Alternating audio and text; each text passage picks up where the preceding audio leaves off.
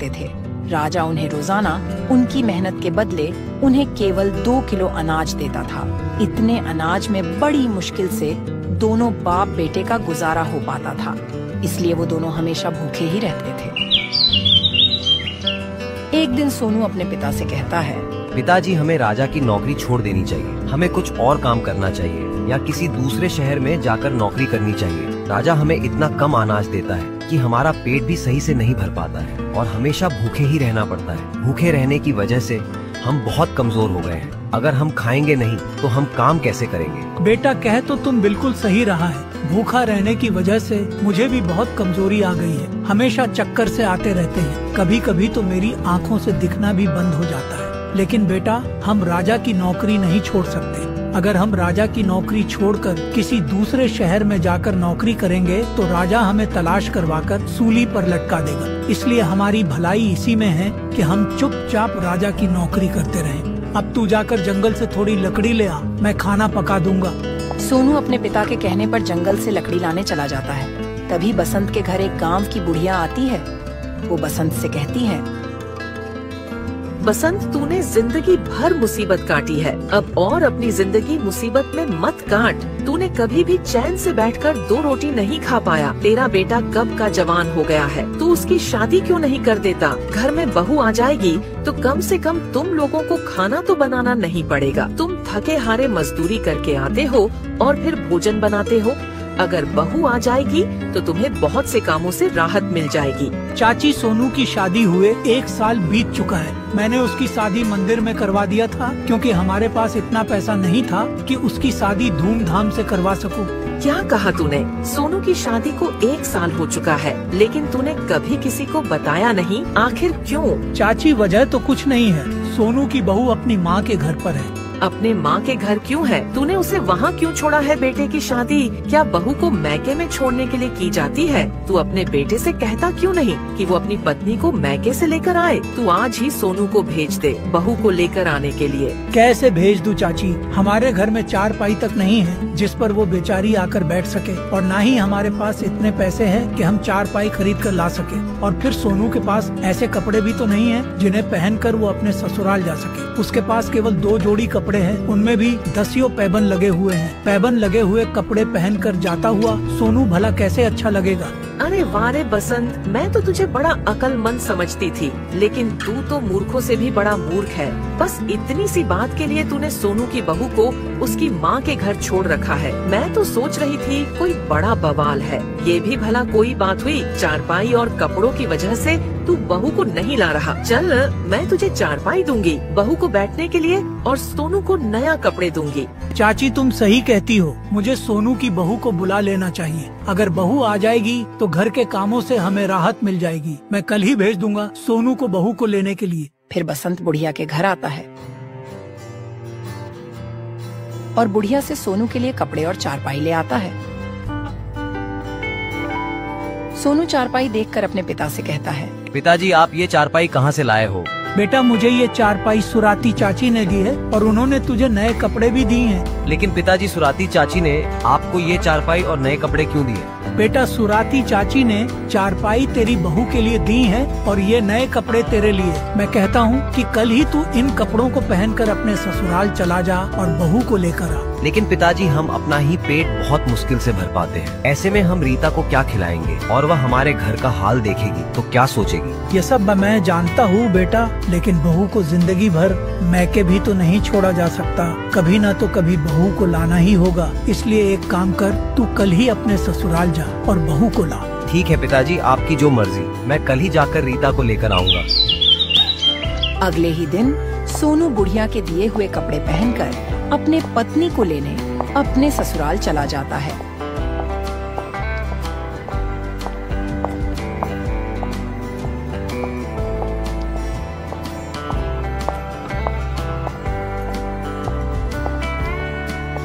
ससुराल में सोनू की खूब मेहमान नवाजी होती है।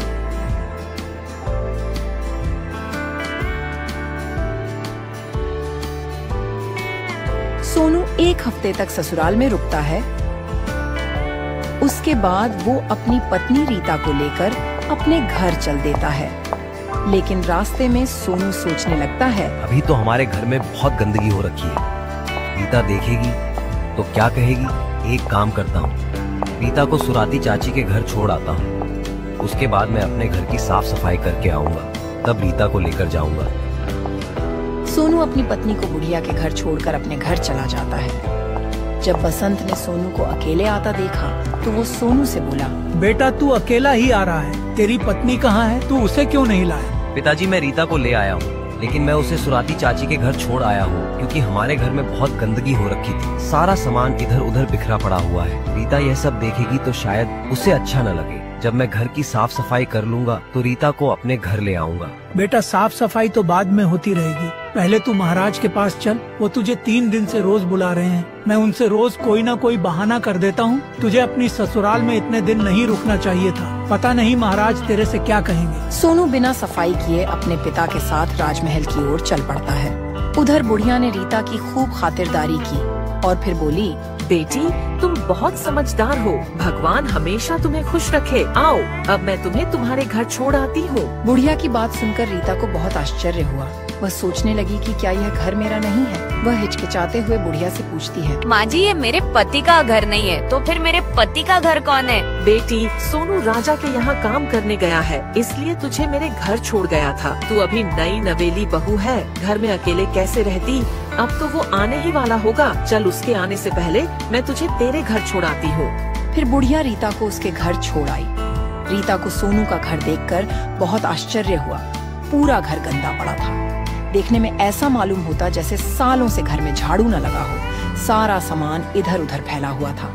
एक कोने में 2 जोड़ी कपड़ा रखे हुए थे जिन पर धूल मट्टी और गंदगी फैली हुई थी। घर की ये हालत देखकर रीता की आंखों में आंसू आ जाते हैं।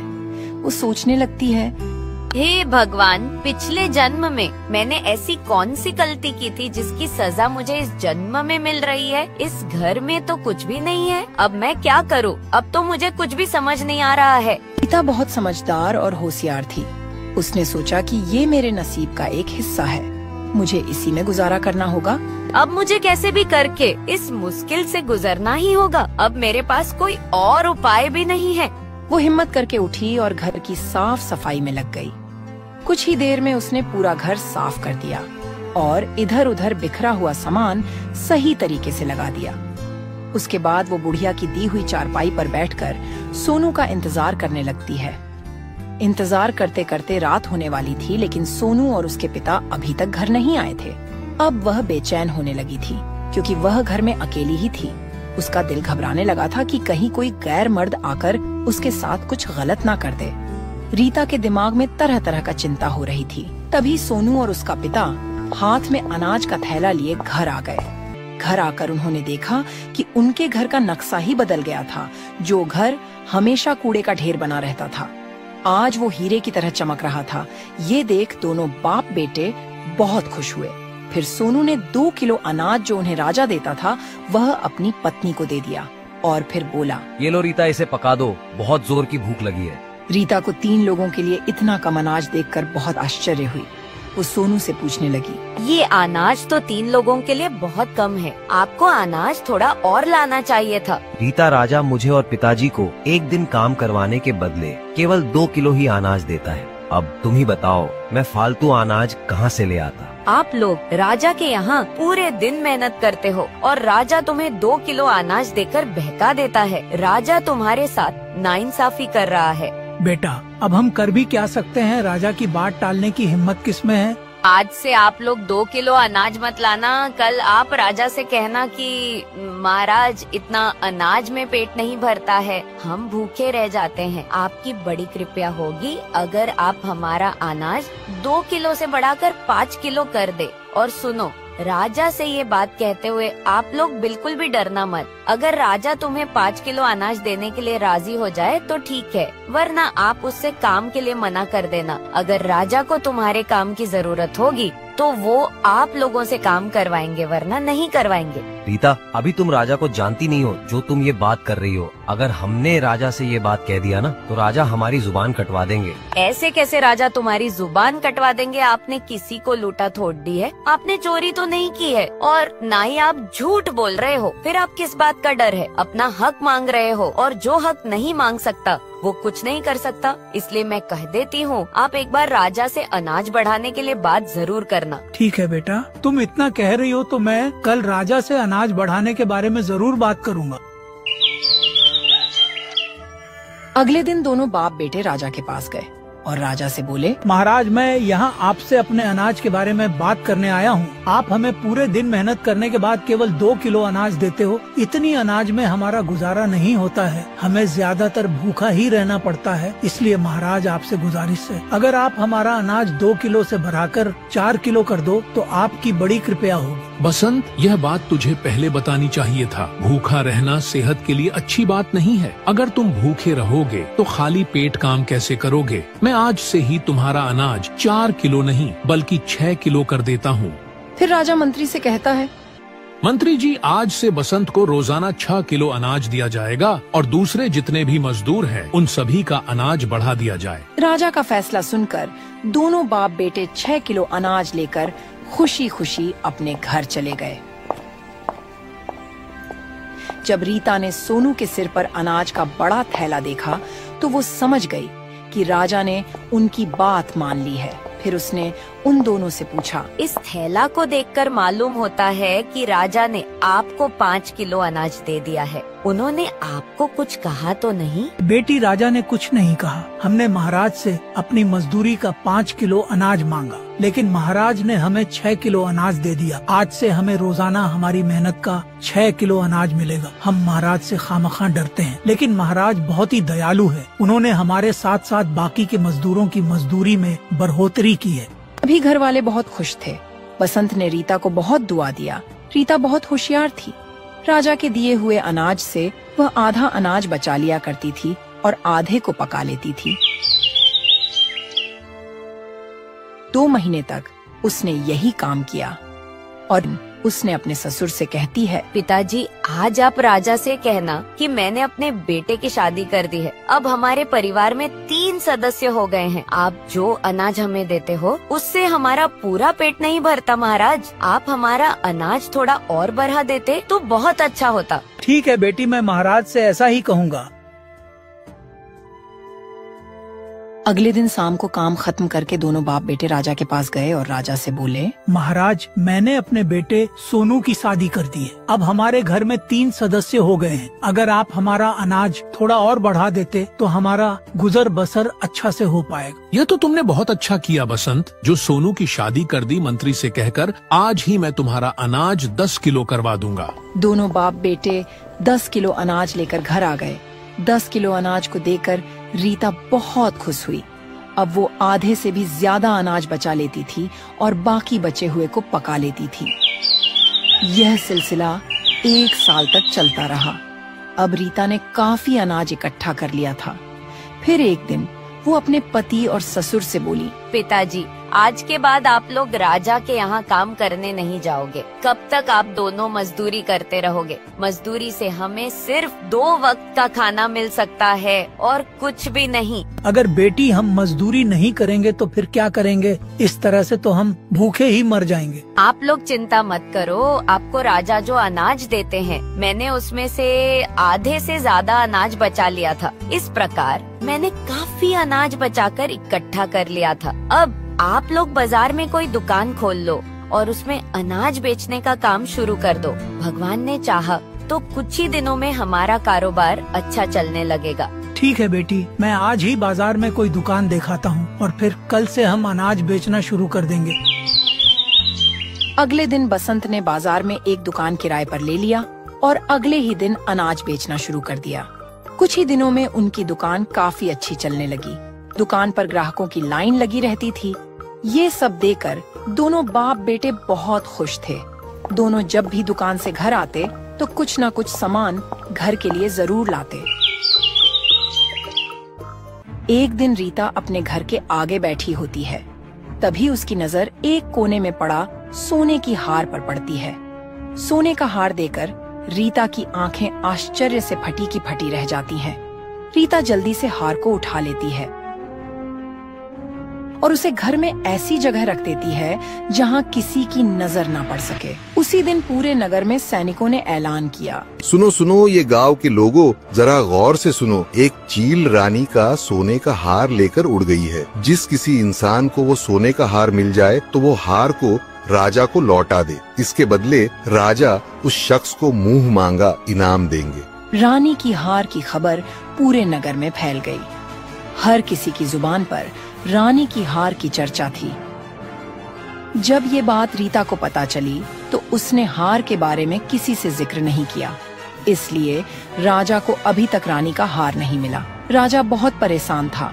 वो मंत्री से हार के बारे में पूछा, मंत्री जी, हार के बारे में कुछ पता चला कि नहीं? नहीं महाराज, अभी तक कुछ पता नहीं चला, लेकिन हार की तलाश जारी है। तुम एक काम करो, पूरे नगर में दोबारा ऐलान करवाओ कि अभी तक रानी का हार नहीं मिला। अगर किसी भी नगरवासी को हार के बारे में कुछ भी पता हो तो वो बगैर डरे दरबार में आकर राजा को बताए, और जो भी हार लाकर देगा तो उसे मुंह मांगा इनाम दिया जाएगा। मंत्री दोबारा से पूरे नगर में ऐलान करवा देता है। अगले दिन रीता अपने ससुर और पति से कहती है, मैंने सुना है कि रानी का हार चील लेकर उड़ गई है, और जो भी उस हार को तलाश करके राजा को देगा तो राजा उसे मुंह मांगा इनाम देंगे। कहीं राजा झूठ तो नहीं बोल रहे हैं? नहीं बहू, महाराज कभी झूठ नहीं बोलते। वो जो भी वादा करते हैं उसे पूरा भी करते हैं। राजा को ज्योतिषियों ने बताया है कि हार किसी के घर के आगे पड़ा हुआ है। पिताजी, ज्योतिषी सही कहते हैं, हार हमारे घर के आगे पड़ा हुआ था। अब रानी का हार मेरे पास है, आप राजा को ये हार ले जाकर दे दो। बसंत रीता से हार लेकर राजा के पास जाता है और राजा को दे देता है। रानी का हार देखकर राजा बहुत खुश हो जाता है। उसके बाद राजा बसंत से कहता है, बसंत, मैं तुमसे बहुत खुश हूँ। शर्त के मुताबिक अब तुम हमसे जो कुछ भी मांगना चाहते हो तो वो मांग लो, हम तुम्हें देने के लिए तैयार हैं। महाराज, मैं आपसे क्या मांग सकता हूँ? आपका हमारे ऊपर पहले से ही बहुत एहसान है। ये तो मैंने अपना कर्तव्य का पालन किया है। बसंत, मैं जानता हूँ तुम बहुत ईमानदार और एक सच्चे इंसान हो, लेकिन तुम्हें कुछ न कुछ तो अवश्य ही मांगना होगा। मैं तुम्हें तुम्हारी ईमानदारी का इनाम देना चाहता हूँ। महाराज, आप इतना कह ही रहे हैं तो मैं पहले अपने घर में राय मशवरा कर लूं, उसके बाद आपको बताऊंगा। तो ठीक है बसंत, तुम अपने परिवार वालों से बात करके मुझे कल बता देना। उसके बाद बसंत अपने घर चला जाता है। घर आकर वो रीता से बोलता है, बेटी, महाराज मुझे इनाम देना चाहते हैं, लेकिन मैंने उनसे कह दिया कि घर वालों से बात करके बताऊंगा। आपने बहुत अच्छा किया पिताजी। अब आप राजा से कहना कि महाराज, अगर आप मुझे थोड़ी सी जमीन का टुकड़ा दे दो तो उस पर हम खेती करके अपने परिवार का गुजारा सही तरीके से कर सकते हैं। ठीक है बेटी, जैसा तुम कहो मैं महाराज से वैसा ही कह दूंगा। अगले दिन बसंत राजमहल पहुंचकर राजा के सामने खड़ा हो गया। राजा बसंत से बोला, कहो बसंत, परिवार वालों से क्या मशवरा करके आए हो? महाराज, अगर आप मुझे थोड़ी सी जमीन दे दें तो मैं उस पर खेती करके अपने परिवार का गुजारा कर सकता हूँ। फिर मुझे और मेरे बेटे को मजदूरी करने की भी जरूरत नहीं पड़ेगी। ठीक है बसंत, मैं आज ही तुम्हें 5 बीघा का जमीन दिलवा देता हूँ। मेरी दुआ है इस जमीन पर खेती करके तुम खूब फूलों फलों और जीवन में आगे बढ़ो। फिर राजा मंत्री से कहकर बसंत को 5 बीघा का जमीन दिलवा देते हैं। अब बसंत दिन रात खेत में मेहनत करता है और सोनू अनाज की दुकान चलाता है। कुछ ही दिनों में वो बहुत मालदार हो जाते हैं। फिर सोनू एक बहुत शानदार घर खरीद लेता है। अब उनके घर में किसी भी चीज की कमी नहीं होती है। इस प्रकार बसंत की बहू की समझदारी और चालाकी से उसके गरीबी के दिन कुछ ही दिनों में अमीरी में बदल जाते हैं।